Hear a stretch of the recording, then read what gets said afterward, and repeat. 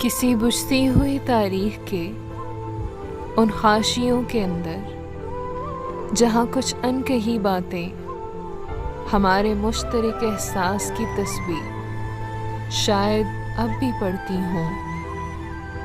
मुझे लोगों के किस्सों में न मिलना, उस कहानी की तरफ जाना कि जो तुमने अभी लिखी नहीं है, सिर्फ सोची है।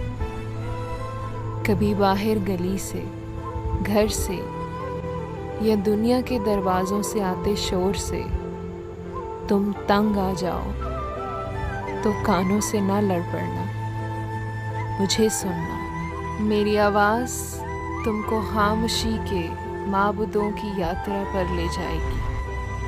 अगर ये ज़िंदगी अपने सवालों में कोई खाली जगह लाए, तुम्हें महसूस हो अब वक्त बिल्कुल भी नहीं है, तो सोचना मत, मुझे तहरीर कर लेना।